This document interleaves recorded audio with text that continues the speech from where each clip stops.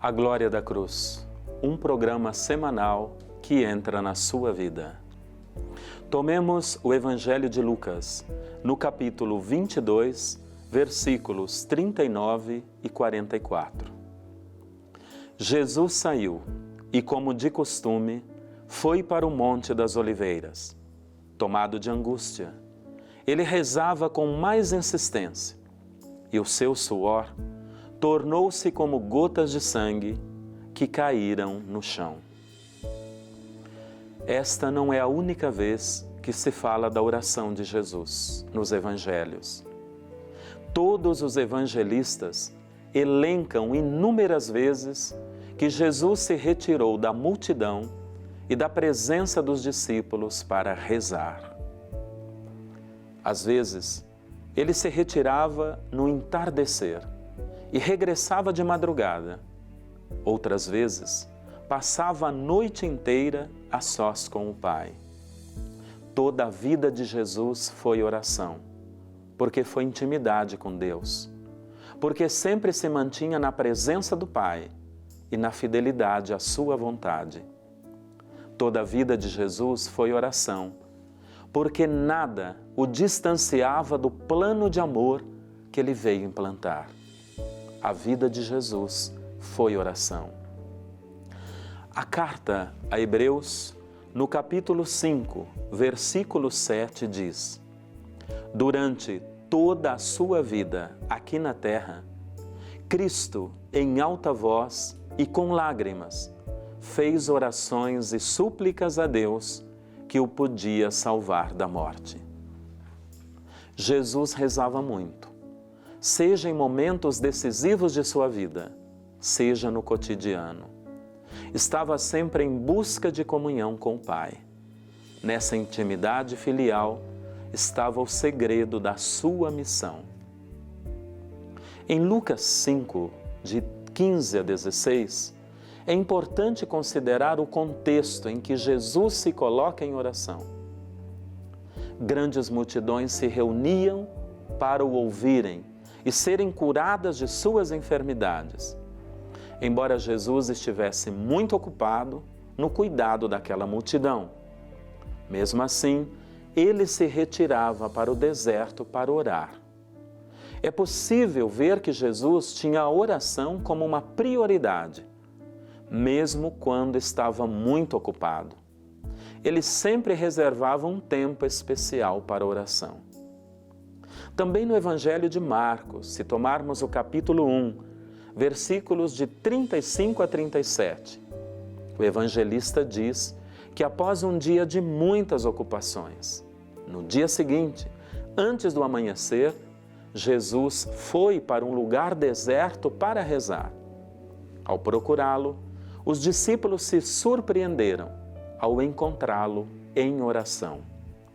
O evangelista sublinha que, sabendo que teria um dia muito ocupado, Jesus se levantou mais cedo para rezar. Também o fato de Jesus levantar-se mais cedo para rezar permite entender que ele tinha a oração como prioridade e não a reduzia a uma questão de tempo.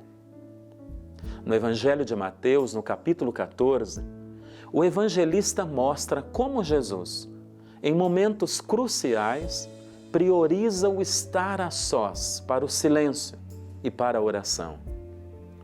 Quando Jesus soube que João tinha sido decapitado e mandado a Herodes, ele retirou-se de barco para um lugar deserto. Feito isto, Jesus se encheu de compaixão pela multidão, foi ao seu encontro e se desdobrou de cuidados por esta multidão.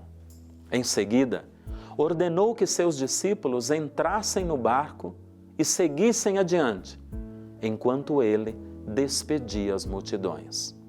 Após despedi-la, subiu à montanha, sozinho, para rezar. Temos rezado nas dificuldades, nas alegrias, nas tristezas, antes de tomar decisões? Qual a qualidade da minha oração?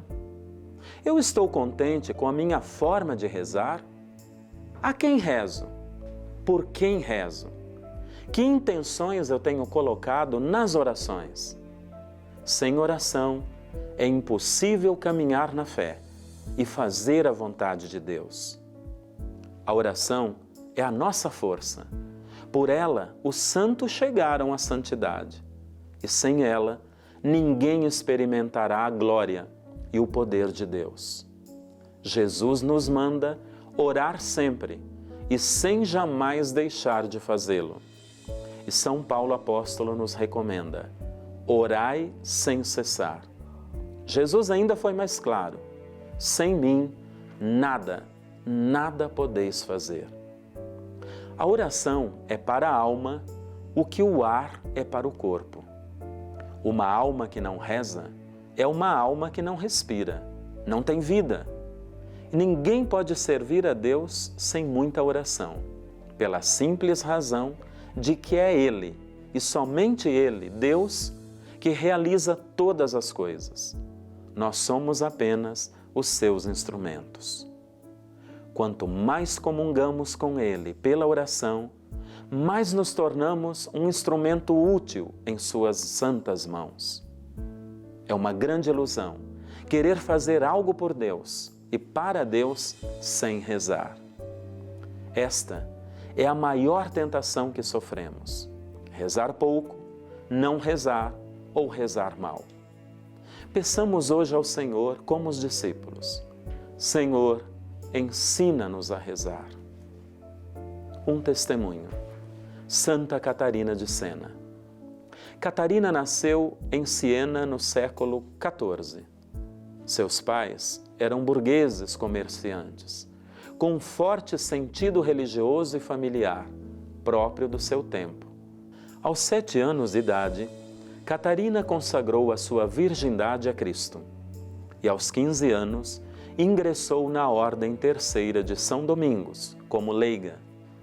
Viveu em profunda oração e afirmava que estava sempre com e em Cristo.